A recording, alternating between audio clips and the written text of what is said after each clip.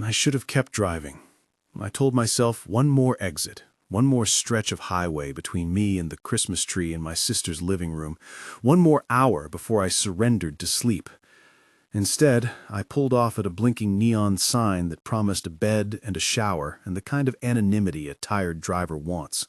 Nobody to explain yourself to, no small talk, just a room with a lock. It was late.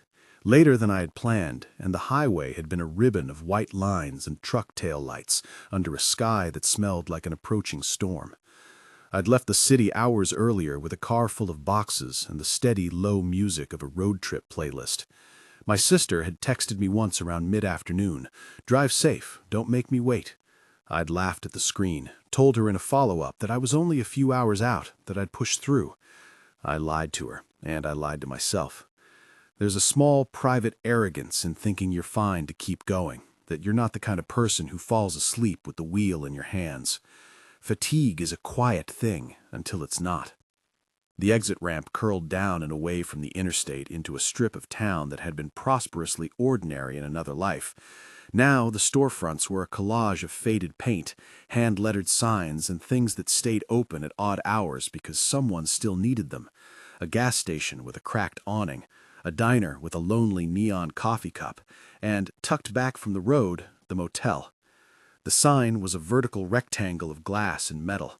Half the bulbs blinked, one corner sputtered like an old man coughing, but the word vacancy still glowed in red when I coasted under it. The lot had a scattering of cars, a pickup, a late-model sedan, a white van with ladder racks.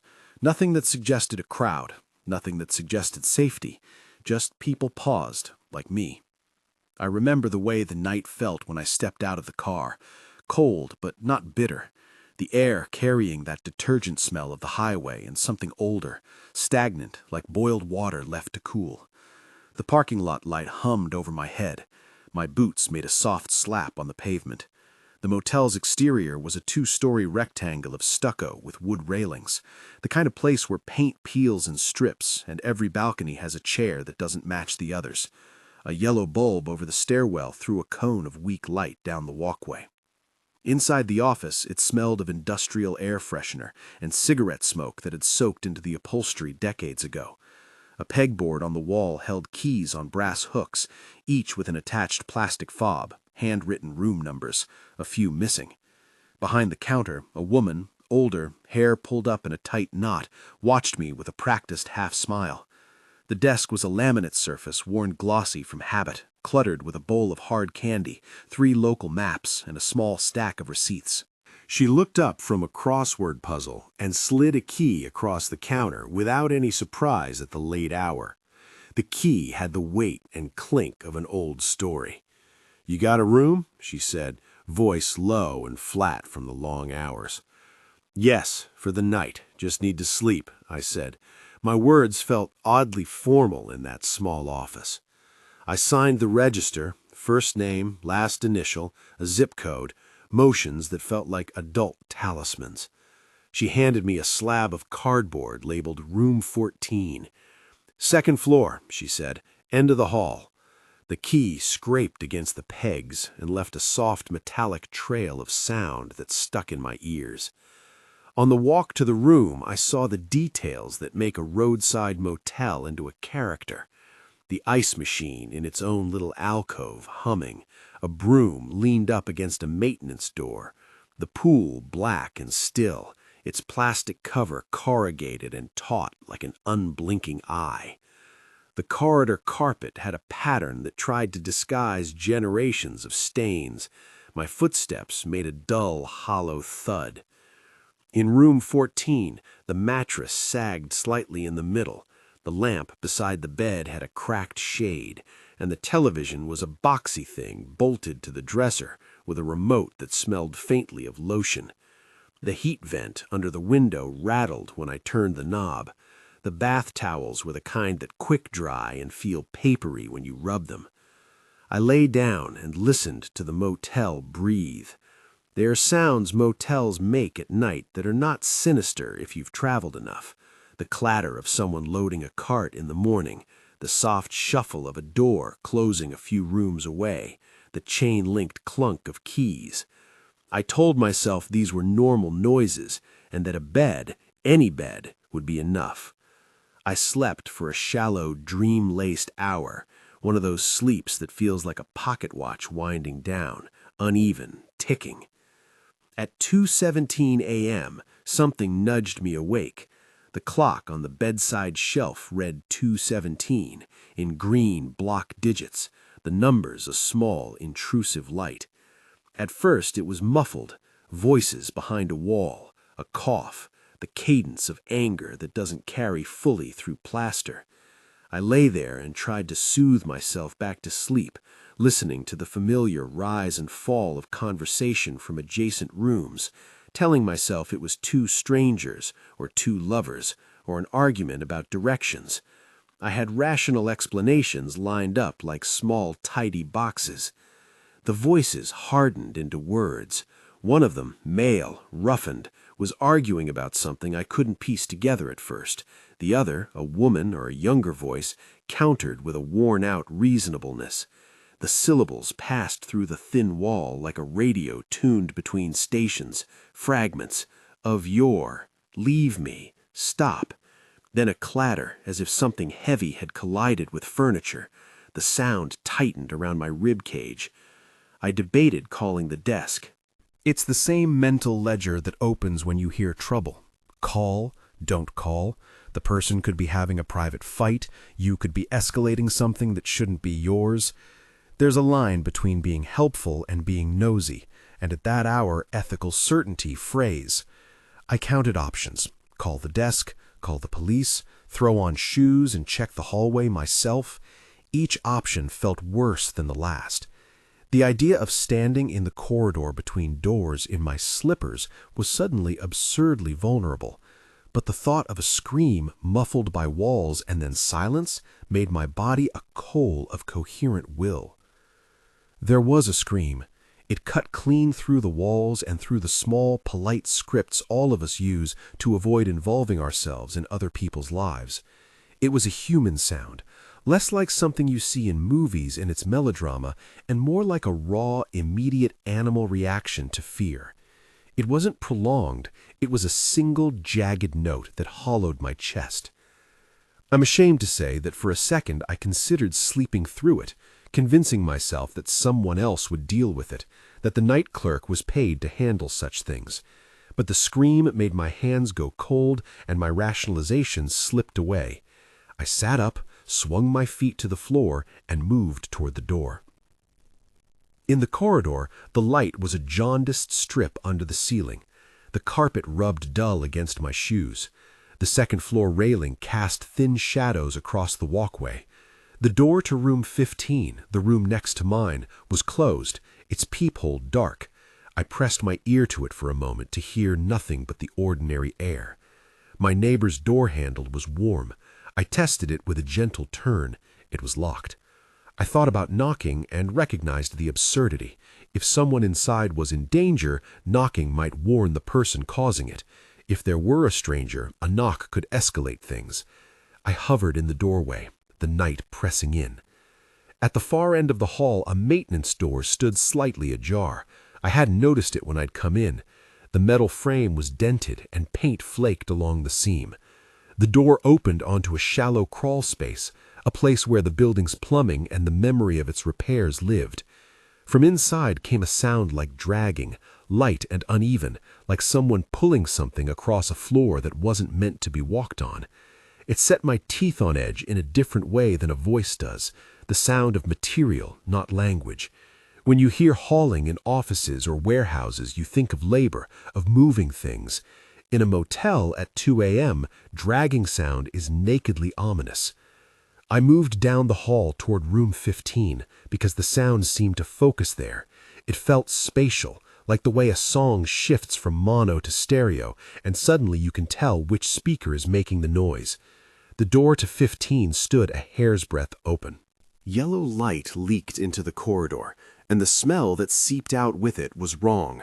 A chemical bleach crossed with something metallic, not the detergent clean of fresh sheets, but the flat scent of old water and rust. I pushed the door wider and stepped into the room. It looked at first like any motel room you've seen in 100 late-night drives. A bed with a bedspread that had tried for pattern and failed, a chair with a towel draped over the back, a dresser with a small clock.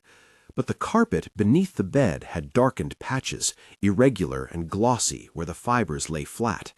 They were not bright with a recent spill. They were the kind of stain that suggested something had sat and seeped and been pressed into the weave. I didn't think then of the forensic specifics.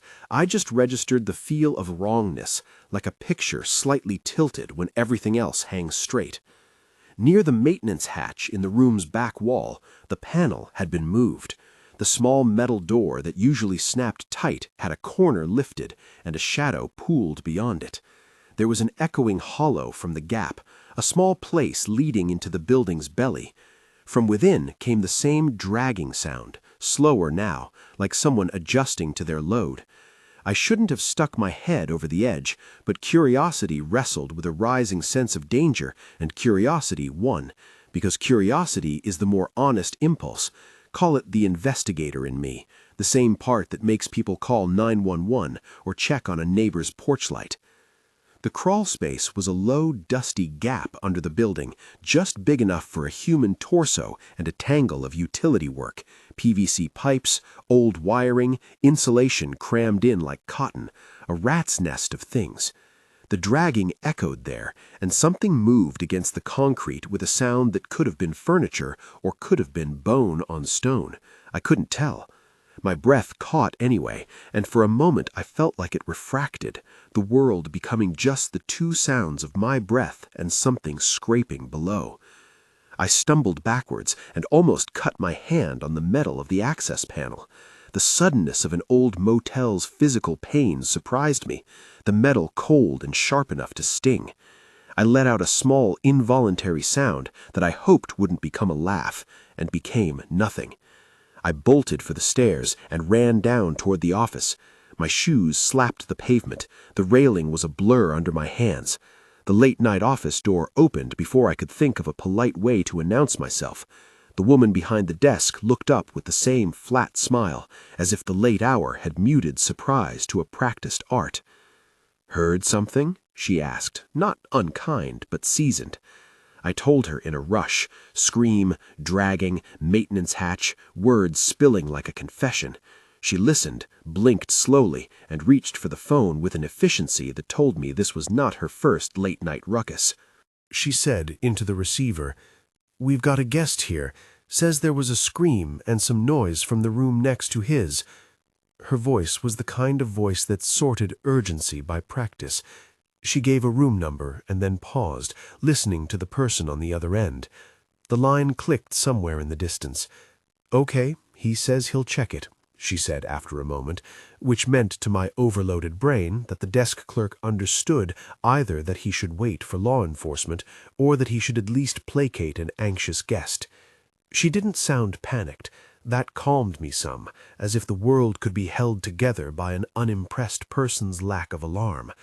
She slid a wooden key across the counter toward me with a small board clack. "You want to wait here?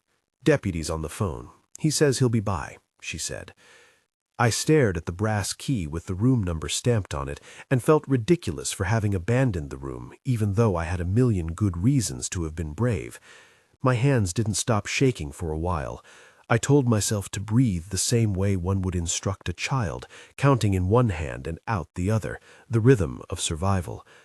Behind the office window, the neon vacancy flickered and half-lit the parking lot like a heartbeat. She spoke again, this time in that low, patient voice motel clerks wear when the night ages long and they have to be both audience and arbiter. "You saw the maintenance hatch open?" she asked. "Yeah," I said. "It looked like something had been moved. There was a dragging sound." She nodded, as if cataloging this among many nocturnal perturbations. Her fingers tapped the phone. "Deputy's asking which room. He's got us on the line." I could hear a faint voice on the other end, muffled, official, then the line clicked away. She replaced the phone. "He said he'll send someone. Might be a while." That phrase, "might be a while," settled on me like a second coat of chill. I had stepped out of the room because the world in there had been too loud in a human way, and I needed the market's dry, procedural light of the lobby. Now I was lodged in a place that offered bureaucracy instead of immediate intervention.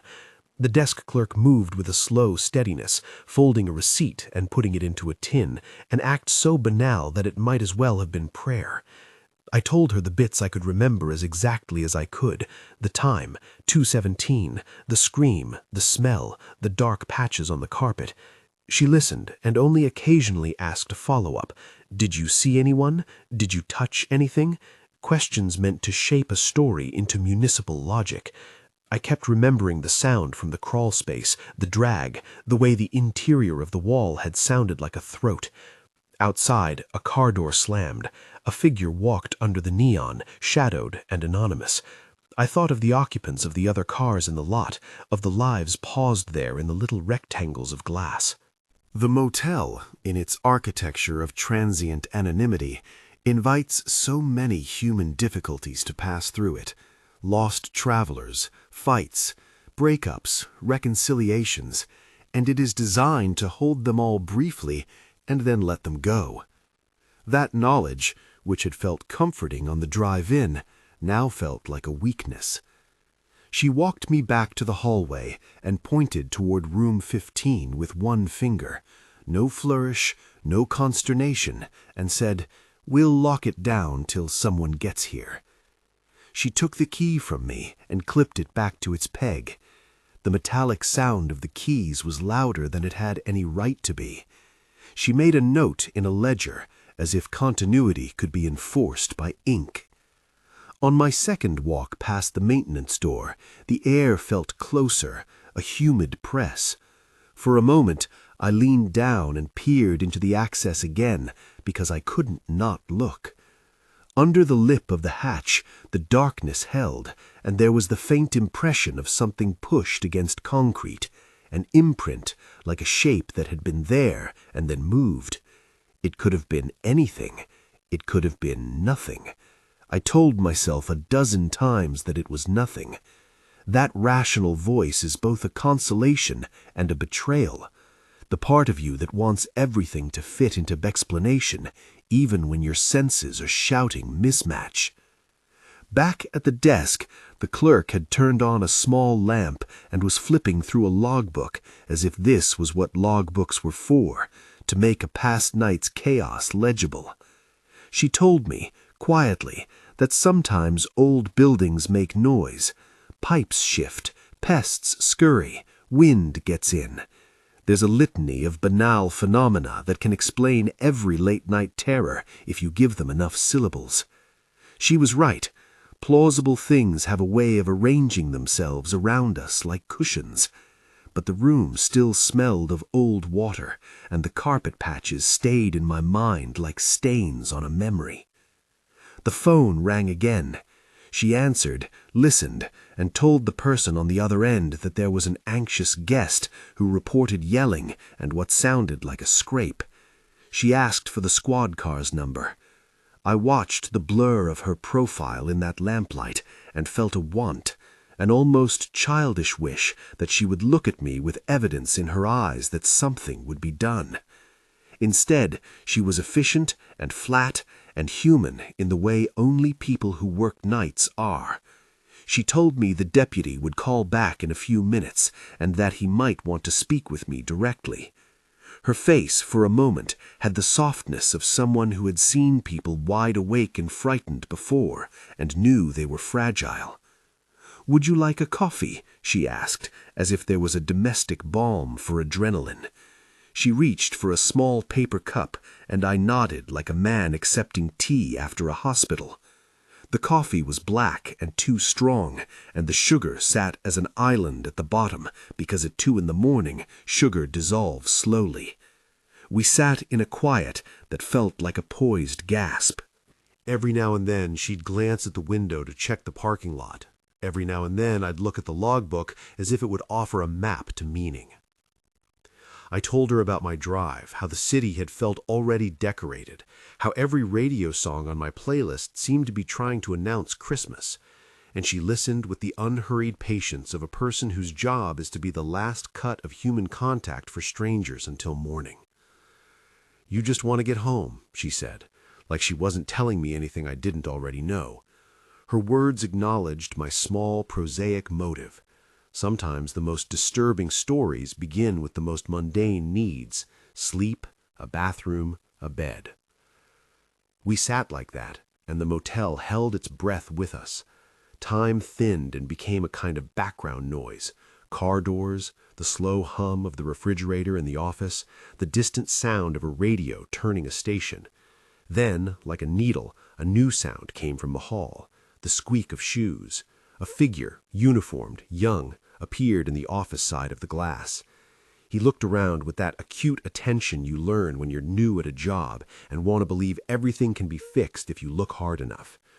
His ease wasn't practiced the way the clerk's was. It was edged with a hope that was nearly professional innocence. He introduced himself as a deputy with a quick nod and a flashlight that made a hard cone of light on the counter. He asked what had happened, and I told him as best and as plainly as I could. Scream, dragging, maintenance door. He listened and made notes on a small pad, his pen scratching that confidential itch. He asked to see room 15. I led the way. We walked the corridor together in that peculiar duet silence of a policeman and a witness, he attentive and methodical, me explaining and pointing and sometimes not finding the words that matched my panic. He knocked on the door and announced his presence as protocol demands. The door gave a small, hollow reply. He opened it, and I felt like an intruder again, as if the room would turn on me for having called attention to it. The light pooled in its yellow, intimate identity, and nothing seemed theatrically obvious. He checked the bed, the closet, the bathroom. He crouched and ran his hand along the carpet like someone searching for a thread. He looked at the maintenance hatch and then put a gloved hand to the edge. He told me he'd be checking the crawl space and asked me to wait in the office. Something about his methodical calm should have comforted me. Instead, it underscored the unhelpful truth that the building could hold its secrets against the intentions of a calm man with gloves. As he leaned toward the hatch and worked the panel free, I watched his face for the small moment the world sometimes gives us, the instant before an official action produces news. He reached down into the gap with a flashlight and a quick, practical sweep. The light combed over pipes and boxes and dust-caked insulation. He pulled up nothing but a coil of old tubing, some brittle cardboard, the ghosts of maintenance jobs long ago. "That's it," he said, voice modest in its lack of assurance. "Just pipes." He stood and closed the hatch and reassured me with a shrug that sounded like the most conventional kind of closure. "Old buildings make noise. Pipes shift. We hear every story." I had been prepared to be satisfied with the concrete reality of pipes. I wanted that clarity. But the things I'd heard and the things I'd seen in the room were stubborn against explanation. The deputy's gloves rubbed together with a small nervous friction that I took into my ears as the sound of a man doing his job well and finding nothing. He said he would leave his card with the office, and if anything else happened, to call dispatch. He said it like a promise, but it had the air of that kind of promise you get when you're told to take it easy after a doctor says nothing is wrong. I watched him walk back past the lot, the light of his flashlight cutting a wedge into the night. I watched the neon flicker on and off. The clerk put the key back on the peg with the same mechanical care. She offered me a coupon for a free coffee if I stopped by the diner next morning. I laughed at that too, because jokes are small life buoys at midnight. Inside, I couldn't sleep. I sat on the edge of the bed and stared at the television, thinking about sound, how it moves through walls, how it keeps memory in the corners of a room. The used car lot across the street had a clock that blinked with one digit off. 2:18, then 2:19. Buttons of time that registered the night with a soft, relentless accuracy. Every time I closed my eyes, I heard, under my own breathing, an echo of the scream. When I turned on the radio, it was a hollow thing that talked of weather in cities that were nowhere near me. Every attempt to find comfort in narrative failed. The night had offered a scene, and then muffled the evidence that would make me feel less like a person with a frayed thread of worry and more like someone with facts. I thought about the maintenance hatch again and felt a foolish, small-voiced anger. Why had the panel been open? Why had something been dragged in the crawl space at that hour? The deputy said pipes. The clerk said old buildings. Both those statements were not false. Both could be true, and yet still not satisfy the sense lodged in me that something had happened in room 15 that was not simply explained away. I stayed awake until the sky began to hint at gray on the horizon. The motel breathed its ordinary breath. Early morning doors, a truck idling, the hiss of a distant heater. I checked out with the same paper rituals I'd used to check in. Signature, card, curt nod. And the clerk gave me a receipt I slid into my pocket like a small talisman of civility. She didn't look surprised to see me go in the first gray light. She gave me a smile that wasn't quite kind, but not unkind either, and I wondered how many lonely people passed through her hands like a train transfers between stations. On the highway, I turned my back on the motel and felt a relief that was as complicated as the decision to stop had been. For the first hour, I let my music play loud to push the leftover sounds away, and I told myself that I had done the right thing. I had called for help, I had followed my instincts, I had been neither the meddler nor the bystander, but a person trying to do the decent thing. Still, the image of the maintenance hatch would return in small, stubborn loops. The lip of metal, the empty crawl space, the smell of old water, the dragging. They were images that refused to stitch into a single coherent explanation. Weeks later, after I had wrapped presents and sat in my sister's kitchen eating a quiet forkful of pie, my sister sent me an article. It was the kind of link you don't expect to open, because you feel a small hopefulness that the world has already sorted its strange puzzles into news stories you don't need to read. The headline was matter-of-fact. Contractors renovating an old roadside motel had found human remains in a crawl space. The article was short and cautious, the tone official. It noted that the remains appeared to be old, that authorities had been called, that there was an ongoing investigation, that the identity of the remains was not yet known. I remember where I was when I read it, sitting at the kitchen counter with a paper plate of half-eaten pie. The news felt like a light flipped on in a place you'd asked to be dark. It forced me to gather each of the small scenes from that night and lay them side by side like clues on a table. The scream, the dragging, the open hatch, the deputy who found only pipes. There was a painful symmetry to it. The official story had answered something, but left other things achingly unresolved. The motel, which had been competent and indifferent, had also been capable of holding a secret. There's a peculiar loneliness in being the person who heard something that others initially did not believe. You become an unreliable archive because not everything you feel lines up with what others see. People want evidence. They want police reports and photographs and straightforward outcomes. When you only have your memory and your insistence, you learn how fragile testimony can feel. After that night, I changed the way I travel. I started preferring newer hotels with electronic locks, with staff who wear badges and cameras that record the ordinary. I told myself it was practical, about safety and predictability, but it was also a ritual of avoidance.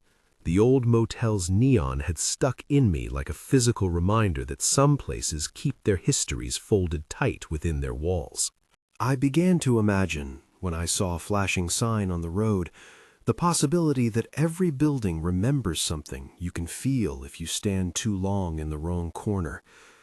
If you ask me now whether I believe in ghosts, the word that does the heavy carrying of so many people's discomforts, I will tell you I am not sure. I know what I heard. I know what I saw. I know that later the contractors found remains in a crawl space, and I know there are ways for a building to keep a secret, like a throat keeps a cough. The rest hangs between the facts and the way my life altered afterward, the routes I take, the hours I keep, the way I check the locks twice before I close my eyes. The motel is a thin image that returns often, its flickering sign, the patchwork carpet, the maintenance hatch yawning like a small wound. I replay that night as one might replay a dream that was almost remembered. The edges blur, the center holds. There are moments when the scrape in the crawl space seems explainable, and there are moments when it seems like the world folded around something and kept it folded. The truth lives somewhere in that seam. And sometimes, late on a drive, when a neon sign catches the corner of my eye and the road is long and the sky is empty of light, I feel the old urge to stop and sleep and take the easy bed. I do not stop. I keep driving. I keep driving. The highway eats the town behind me the way a camera pulls focus. One moment a cluster of crooked roofs and sputtering neon, the next a smear of tail lights and a thought that begins to feel like a small stone lodged in my shoe. At first the relief is simple. Forward motion, the rubric of miles, the playlist picking up where it left off. But the scene from the motel, the open panel, the scrape in the belly of the building, the scream that broke clean through the plaster, does not fold neatly behind me. It prints itself into the edges of other places I pass. For a long while, I tried to organize it into rational columns: sound, sight, response. I recited the deputy's steps as if they were an exculpatory litany. He searched, he found pipes, he left a card. The clerk logged an incident. Contractors later found remains. That last item feels like an answer and a new question at once. The article my sister sent was cautious and bureaucratic in tone, because newsrooms and police reports operate on evidence and hedged language. It said contractors found human remains in a crawlspace during renovations at an old roadside motel. It said investigators were working to determine the age and identity of the remains. It did not offer the thrill of closure. It didn't have to. Knowing that there had been remains didn't make the sound I heard any less intimate to me. If anything, it narrowed the space in which my experience could live. Before the article, my memory felt like speculation, a private thing that might be quirky or wrong or exaggerated by midnight adrenaline. After the article, memory became corroborative, an interior impression that matched an exterior fact. But those two kinds of truth, what you feel and what the public record verifies, do not always meet. The official response, the pipes and the shrug of the deputy, had temporal authority. It happened then, he inspected, the report was filed. The later discovery by contractors was another temporal fact. It simply didn't snap neatly into the moment I had experienced with the immediacy of breath and screaming. That gap is the part that haunts. I found myself replaying the corridor and the hatch, almost as if trying to teach my memory to be precise. The maintenance door's edge had been raw with paint chips. The metal lip was cold where my hand had brushed it. I could feel again the dust motes lit by the flashlight beam, like a small galaxy over the crawl space. My mind kept returning to the sound that was not a voice, but something being hauled, a dull, irregular scratch against concrete. I imagined sometimes that if I had leaned farther into that opening, if I had reached down and touched whatever lay there, I might have held the proof in my hands, and the story would have been different. But I did not. Fear and prudence both keep us back from certain acts. Months passed. Holidays blurred into the mundane cadence of daily life. I went back to work, wrapped gifts, endured family small talk, and let the everyday press on the edges of that night until it felt smaller but never erased. Old habits die slowly.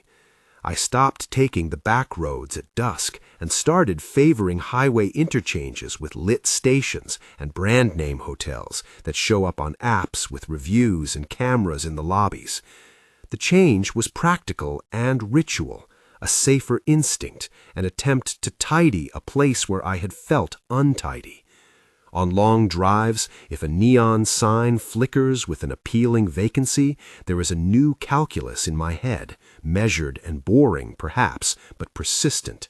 Is there a safer option ahead? Do I have the energy to push on, or should I pull over and risk anonymity? I am not proud of the way that small private terror rearranged my life, but there is a kind of honesty to confessing it.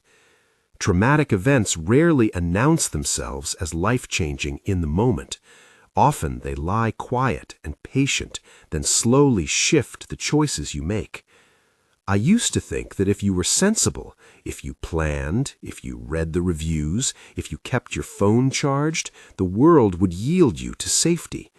Experience has taught me that safety is probabilistic, and that the texture of the world can contain pockets of deep historical wrongness that resist the tidy calculus of modern precautions. Every few months, the local paper would run a piece about the motel, an update in a spare local style, a quote from a county official, a line about structural concerns and the work that had to be done. They never named a person connected to the remains.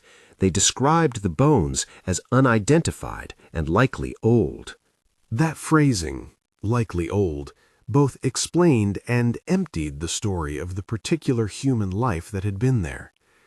I read those pieces and felt anger, not at the deputy or the clerk, but at the way the world bureaucratizes sorrow into neutral statements. Underneath their sentences, there was a life that was absent a name, a story that would not be told in a headline. I understood at a deeper level how institutions and buildings keep private grief from becoming public narrative.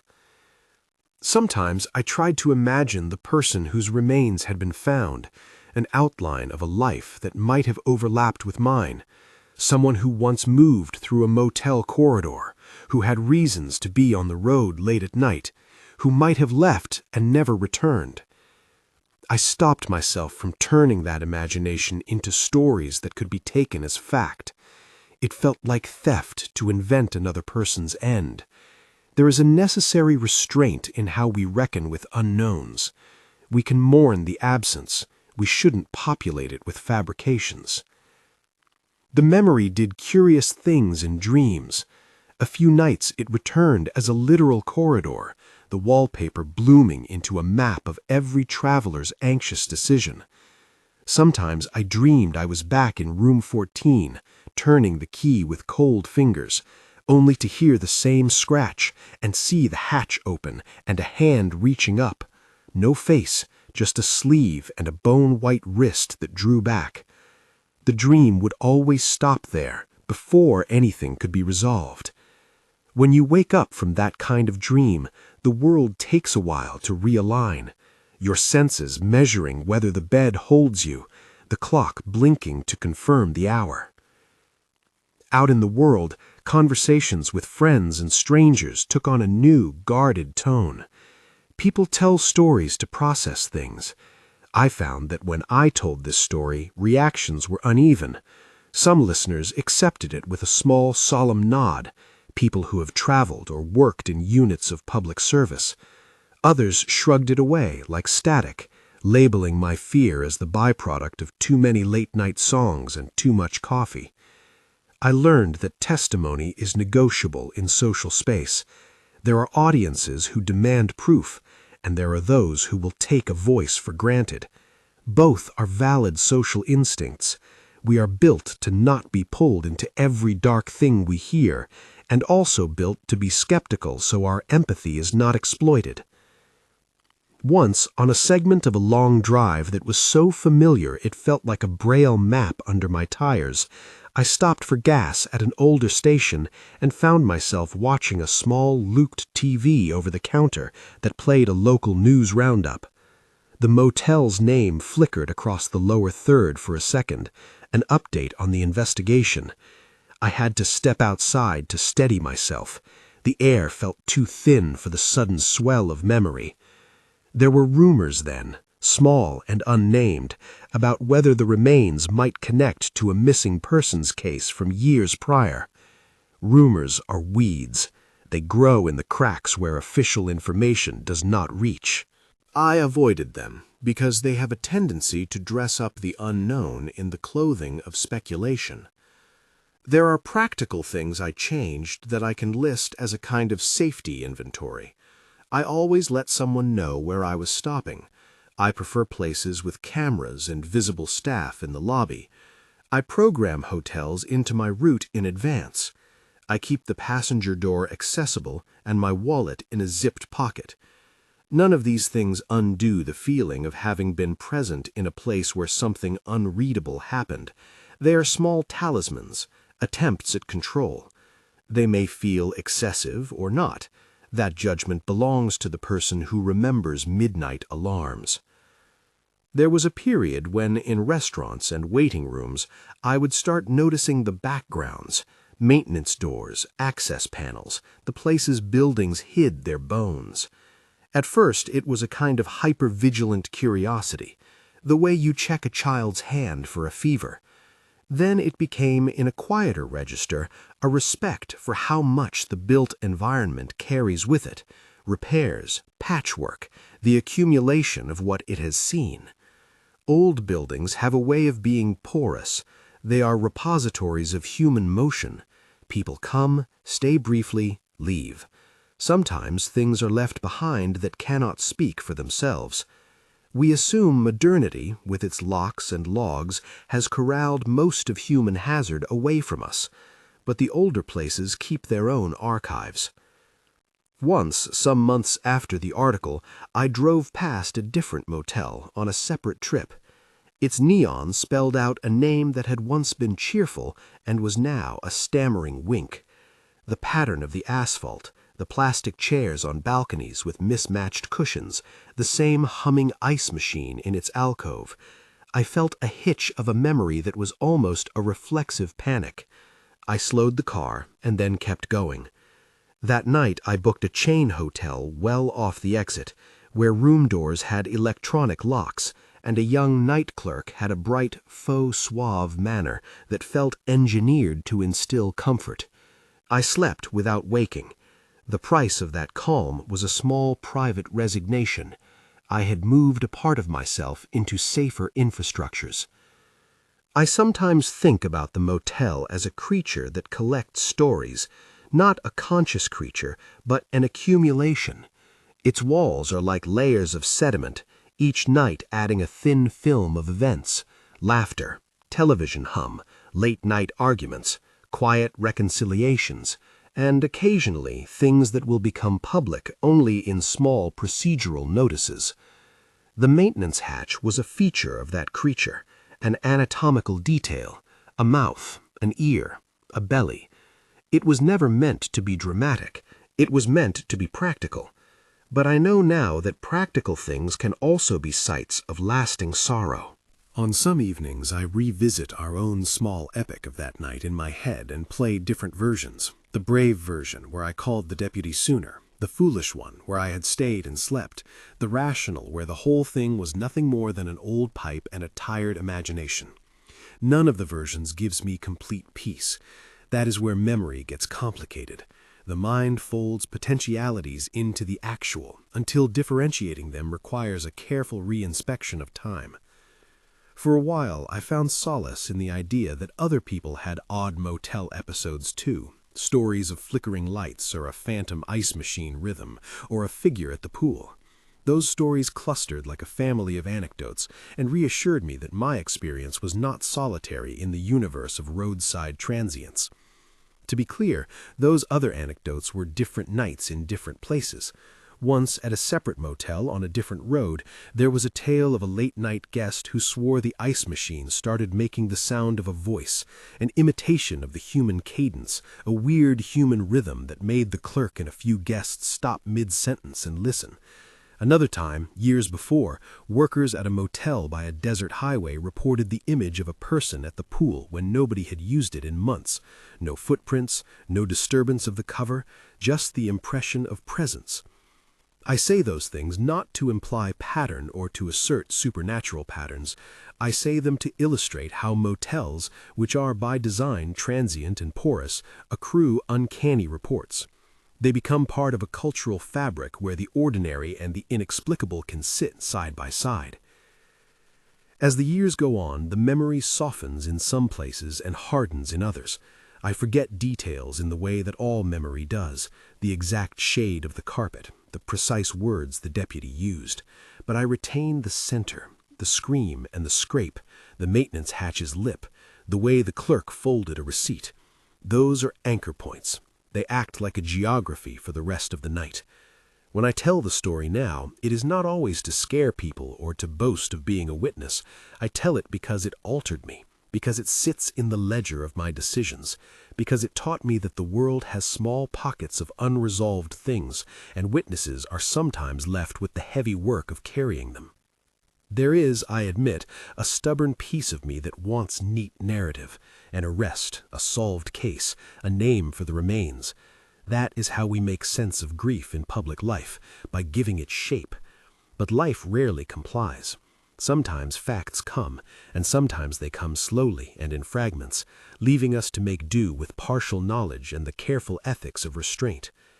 To narrate this is to accept that my story will remain a collision between lived perception and public record. I heard a thing at 2:17 a.m. Contractors later found remains in a crawl space. The officials said the remains were old and unidentified. That is the axis. Around it, the rest wiggles. I have tried more than once to reconcile the tension between being a vigilant citizen, someone who reports, who cites facts, who insists on follow-up, and being a person who lives inside the human limit of not being able to rescue every truth. We are not always heroes in our own stories. We are often witnesses, which is a quieter role. Witnesses matter. They stand at the edges and tell what they heard. Sometimes a witness helps coax an investigation into motion. Other times the witness remains a singular keeper of a perception that only later finds correlative evidence. Both outcomes carry weight. If there is any wisdom I can claim from that night, it is this: small acts of attentiveness matter. A voice that moves you to stand up, to go into a hallway, to seek help. Those are not foolish impulses. There is a moral awkwardness about intervening in strangers' conflicts, but there is also a moral imperative to respond when something sounds truly wrong. The deputy and the clerk did what they could in their capacity. Contractors later found remains, and that turned an anxiety into a part of public knowledge. That sequence does not eliminate doubt, but it binds private worry to communal consequence. Sometimes on solitary drives, I find myself wondering about the motel now. Is it boarded up? Was it demolished and replaced with something neat and anonymous? Or does it still stand, its neon sputtering in the rain, its maintenance hatch intact, holding whatever the world put in it? I have no way of knowing unless I go back, and I have not gone back. The road is long and forgiving in the moment. There will always be another exit, another fluorescent lobby, and another anonymous bed. Choosing the next stop is, for me, a little ritual of care. If you've ever had a night like that, where sound and ambiguity collided and left you uncertain of whether to act, you know how lonely it can be to be the one who hears first. If you haven't, perhaps this story will make you a little more mindful when you're the one who walks the halls late at night. There are no grand moral pronouncements here, just the fact that older buildings hold histories, that human remains sometimes surface in the most mundane places, and that people who happen to be awake at the wrong hour sometimes carry those hours with them for a long time.